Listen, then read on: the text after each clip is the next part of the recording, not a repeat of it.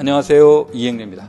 자, 우리가 이제 교사 2021년도 합격을 위해서는 우리가 어떻게 해야 될 것인가요? 라는 우리가 수업을 가지고 이제 그런 것을 주제로 수업을 진행하고 있는데, 지금까지 쭉 내용을 보시면 이런 거죠.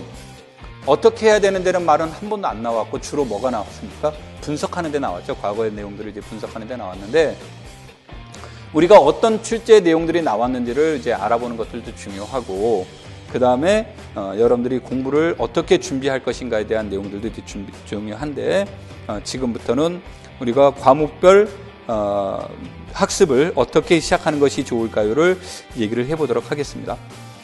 각 대학마다 커리큘럼이 다 다릅니다. 그래서 요 표에서 나와 있는 것은 지금 내가 교과교육론부터 선형대 수학, 정수론, 현대대 수학, 그래서 맨 마지막에 교육학과정 이렇게 쭉 얘기를 했습니다. 그런데 이러한 내용들은 대학마다 다 조금씩 커리큘럼이 다르기 때문에 어느 것에 맞춰야 됩니까? 라고 얘기하는 건 쉽지는 않습니다만, 보편적인 관점에서 여러분들에게 설명을 하는 거고요. 그 다음에 두 번째로는 지금 이 시간에 우리가 어떻게 디테일하게 얘기해 주기에는 어렵습니다. 그래서 내가 좀 비교적 디테일하게 수업하려고 여러분들과 선형대 수학, 정수론부터 해서 이 전 시간에 확률과 통계까지 과목별로 디테일하게 가능한 한 설명하려고 했었고요. 그 다음에 그 과정 안에 나와 있는 내용들은 내가 이제 정규 수업을 통해서 진행을 할 겁니다. 우리가 이 유튜브를 통해서 그 내용들을 다 설명할 수 없는 점은 여러분들이 이해해 주시면 좋겠고요. 자, 교과교육론이라는 것은 여러분들이 여기서 보실 때 오해하시면 안 되는 것은 내가 어떤 특정한 책이라든지 이런 것을 광고를 하거나 또는 그것을 지칭하는 것은 아닙니다. 단 여러분들이 여기서 내가 특정한 책을 지칭하는 것은 그러한 책들이 많은 분들이 이제 보시고 있다는 거고, 그 다음에 여러분들이 읽으실 때 도움이 되겠다, 이런 것이 효과적일 수 있겠다라는 의미에서 특정한 책을 지칭하는 겁니다. 이게 여기서 내가 지칭한 책은 좋고 제시하지 않은 책은 안 좋습니다, 이런 뜻의 의미가 아니니까요. 여러분들이 오해하시지 않으셨으면 좋겠고요. 두 번째로는 교사 임용 시험이라고 하는 것은 한글로 시험에 나옵니다. 한글로 시험에 나오게 되는데 이것을 번역하는 사람에 따라서 한글은 다를 수가 있겠죠. 그러다 보니까 다양한 언어가 나올 때는 꼭 출제하시는 분들이 오해가 없도록 영어로 거기에다가 문제가 같이 제시가 됩니다. 그래서 여러분들이 영어에 대한 기본적인 언어들도 같이 알아두시는 게 시험 보실 때 도움이 될 겁니다. 그 다음에 세 번째로는 어떤 책이 좋아요라는 질문들을 이제 많이 하시게 되는데, 여러분들한테 꼭 권하고 싶은 거는 뭐냐면요, 첫 번째로는 내가 대학에서 배웠던 책이 제일 좋은 책입니다라고 생각하시고 대학에서 배웠던 책을 가지고 공부하는 게 좋습니다라고 꼭 권하고 싶습니다. 내가 하는 것은 내가 A라는 책을 가지고 강의를 하게 되면 내가 여러분들하고 하는데 모든 분들에게 동일한 책을 가지고 의사소통을 하기 위해서는 동일한 책을 가지고 해야만 의사소통이 이루어질 수 있어서 책을 하나를 선택해서 지정을 해서 수업을 하는 겁니다.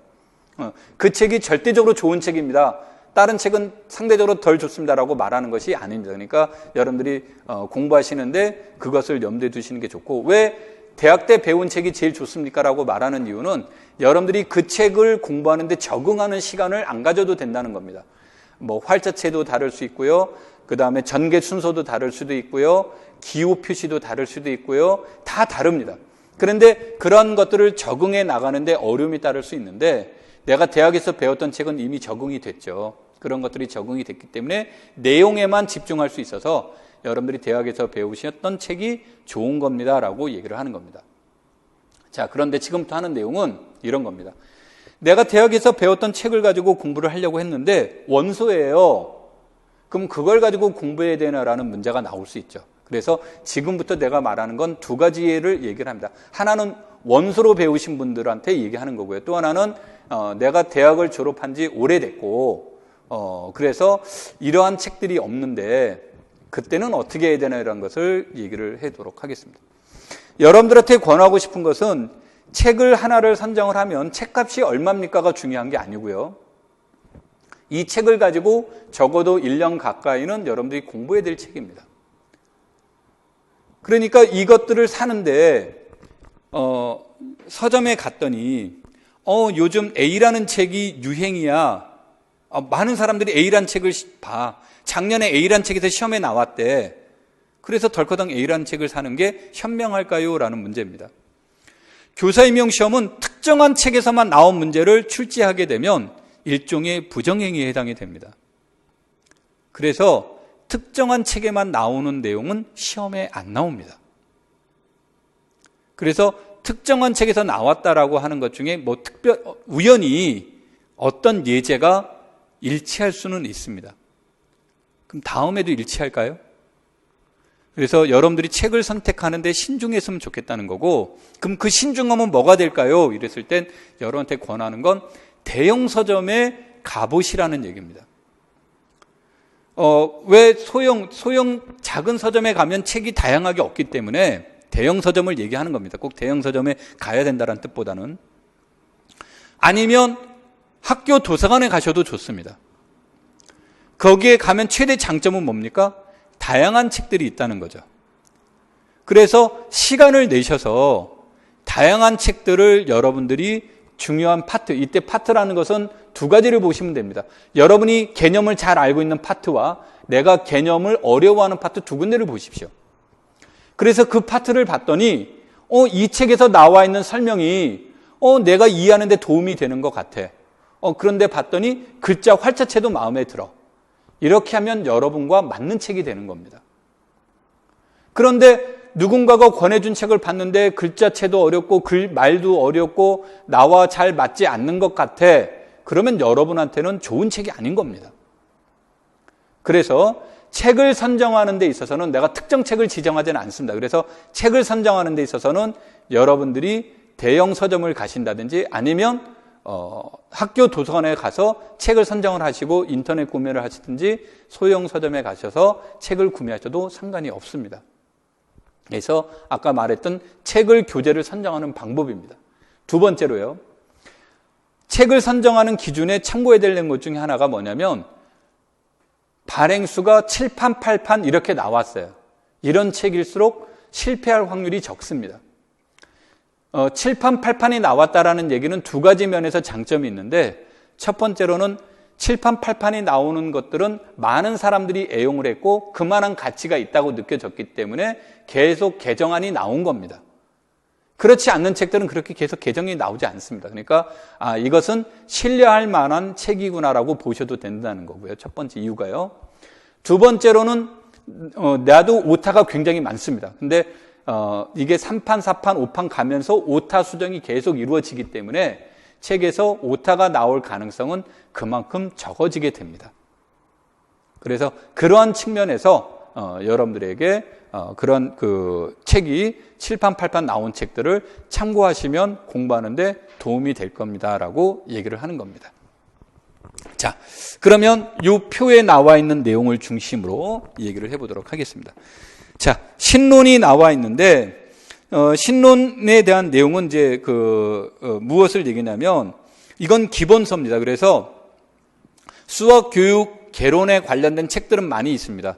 정론이란 책도 좋고요. 신론이란 책도 좋고 수학, 교육학, 개론이란 책들도 좋습니다. 좋긴 한데 다양한 지금까지의 경험적이나 아니면 임용을 준비하셨던 많은 분들이 조금 비교적 쉽고 이해하는 데 도움이 됐다라고 하는 내용들이 책이 조금 쉽게 설명이 되어 있는 책이 신론으로 이렇게 많이들 평을 하시고 또 대학에서 많은 분들이 강의하는 내용 중에 하나가 신론이라는 책입니다. 그래서 많은 분들도 가지고 있고 그래서 여러분들에게 신론을 보시라라는 말을 하는데 이때 신론은 지금 혹시 2학년, 3학년 분들이 있다면 2학년, 3학년 때 몇 번씩 읽어보시면 되는데 내가 신론을 얘기하기를 한 10번 정도 보면 좋습니다라고 얘기를 합니다. 이게 시험에 많이 나오니까 그럴까요가 아니라 이거는 이제 많이 보면서 언어에도 익숙해지고 이게 내 언어처럼 전공처럼 이렇게 활용하려면 한 번, 두 번 보시면 어렵습니다. 그래서 신론책을 보시는데 방법은 어떻게 보시면 되냐면 처음에 두 번 정도는 우리가 소설책 읽을 때 머리 싸매고 밑줄 그어가면서 뭐 이거 분석하고 그러지 않지 않습니까? 그래서 가벼운 마음으로 소설, 그 대신 소설보다는 조금 더 신경 쓰되 전공 보듯이 이렇게 보시지 말고 조금 가벼운 마음으로 2번 정도를 읽어보라는 말을 먼저 권하고 싶습니다. 이때는 절대 밑줄도 긋지 마시고요. 그냥 정리하시려고 하시지 말고요. 가벼운 마음으로 알면 아는 대로, 모르면 모르는 대로 그냥 가벼운 마음으로 2번 정도 읽어보라는 것을 먼저 권합니다. 그 다음에 2번 정도 읽어보셨으면 그 다음에 3번째 정도에는 3번째 또는 4번째 정도에는 이 내용을 노트에 정리해보라는 말을 권하고 싶습니다. 정리를 하는데 정리를 할 때 너무 디테일하게 정리하시지 말고요. 주제별로, 내용별로 간단간단하게 정리를 해보고 그 다음에 5번째부터 그 내용을 채워나가는 형식으로 책을 보시면 도움이 되는데 꼭 권하는 것은 밑줄 긋지 마십시오. 그러니까 밑줄 같은 경우를 긋게 되면 나중에 읽을 때 밑줄 그은 것 중심으로 읽게 돼요. 그래서 그 바깥에 있는 내용들의 의미를 놓치는 경우가 많기 때문에 여러분들이 밑줄 긋지 말고 보시라는 것을 권합니다. 그래서 가능하면 신론은 1, 2월, 늦어도 3, 4월 아래 신론을 끝내치는 것이 좋겠다라는 것을 강조를 합니다. 지금 얘기하는 건 이제 4학년, 임용을 준비하시는 분들을 대상으로 얘기한 거고요. 1, 2학년들은, 1, 2, 3학년은 3학년 때까지는 6번 정도 읽게 되면 굉장히 도움이 됩니다. 그 다음에 3, 4월에는 거기에선 내가 이제 지도서라고 표현을 해놨습니다만 맨 우측에 보시면 7, 8월에 수학 교육 과정과 교재 연구란 책, 지도서 이렇게 나와 있죠. 이거를 3, 4, 5, 6부터 계속 읽어보시면 도움이 됩니다. 근데 여기서는 읽어보시면 안 되고요. 교육 과정과 교재 연구 지도서들은 여러분들이 분석하면서 공부하셔야 됩니다. 그래서 신론과는 조금 다릅니다. 좀 전투적으로 보시는 것이 좋은데 책은 이 책들이 여러분들이 오해하시는 분들이 있는데 책이 어렵던데요 라고 하시는 분들이 많은데 책 어렵습니다. 왜냐하면 밑그림이 이 책에 쓰신 저자분들의 박사학위 논문을 밑그림으로 잡아놓은 거예요. 쉬울 리가 없죠. 그런데 논문을 읽어요라고 할 만큼 어렵나요? 못 읽을 정도의 어려운 건 아닙니다. 근데 굉장히, 왜냐하면 내 논문 얘기를 한 건 뭐냐면 논문을 쓰시는 분들이 뭐 1년 만에 뚝딱뚝딱 해서 논문 나오는 게 아니에요. 적어도 3년, 적어도 5년 이상은 연구 끝에 나온 이론들입니다. 보통 이분들이 석사 때부터 연구를 시작을 해요. 그래서 나온 내용이기 때문에 여기서 나와 있는 내용들이 굉장히 깊이도 있고 폭도 넓고 체계적으로 잘 갖춰놨습니다. 그래서 한번 봤을 때 어렵다라고 하는 건 지극히 자연스럽고 정상적인 겁니다. 그래서 여러분들이 한 번 보시고 이걸 이해했구나, 공부했구나라고 생각하시면 안 되고 2번, 3번을 보셔야 되는데 아까 신론은 내가 처음에 한두 번 읽을 때 가볍게 읽으라고 그랬죠. 이건 가볍게 읽으시면 안 됩니다. 가볍게 읽으면 내용도 잘 안 들어오기도 하고요. 그래서 이걸 좀 깊이 있게 읽어보되 2번째 정도 보실 때 정리를 하면서 체계화시켜 나가는 것이 좋겠습니다. 왜 책을 한 번에 볼 때는 정리하지 말라고 하냐면 한 번을 볼 때는 뒤에 어떤 내용이 나오는지를 모르기 때문에 전체적인 흐름을 놓칠 수가 있어요. 근데 책을 한 번을 읽게 되면 맨 마지막까지 어떤 내용들이 나오는지를 알고 있기 때문에 2번째 정리하시는데 도움이 됩니다. 그래서 이제 되고, 그 다음에 지도서를 읽을 때는 이 지도서에 대한 내용들은 여러분들이 너무 지도 내용에 이렇게 디테일하게 보시지 말고요. 지도서를 보시면 장점은 모든 책 서두에 수학, 교육, 심리, 철학 이런 내용들도 나오는데 그거는 신론을 읽으시면서 얼마든지 볼 수가 있습니다. 그럼 뭐를 보라는 얘기냐면 역사적 배경을 보라는 얘기고요. 그 다음에 지도서에 간간히 나오는 내용들 중에 하나가 학생들의 오류, 지도상의 유의점 보면 오류에 관련된 내용들이 간간히 나옵니다. 그러니까 그런 것 중심으로 보라는 거예요. 그렇게 되면 지도서를 보는데도 그렇게 어렵지 않게 여러분들이 지도서를 볼 수 있겠고, 그 다음에 5월, 6월 달 이후부터는 기출문제 등을 통해서 서서히 임용을 준비하시는 것이 좋습니다. 그래서 되는데 수학교육론은, 교과교육론은 내가 무슨 말 하고 싶냐면 매일매일 보는 게 좋다. 전공 다른 것에 비해서 매일매일 읽어보는 게 좋다라고 하는 건 여러분들의 입에 짝짝 안 맞는 경우가 나올 겁니다. 그래서 교과 기억론들은 여러분들이 매일매일 조금씩 이렇게 본다. 그래서 30분 정도에서 40분 정도 매일 보시는 게 좋은데, 뭐 아침에 일어나서 내가 컨디션이 좋아요, 그러면 그때 읽어보셔도 되고요. 잠자기 전에 이렇게 이제 보시는 것도 좋고, 그래서 매일매일 공부하는 게 가장 중요하다는 말을 하겠습니다. 자, 내가 지금 이 교과 학습 목표는 여기서는 10개 과목을 나와 있는데, 내가 지금 이제 교과 기억론밖에 못했는데, 이어서 나머지 내용들을 하도록 하겠습니다. 오늘은 교과 기억론만 이렇게 간략하게 리뷰를 했습니다. 자, 감사합니다.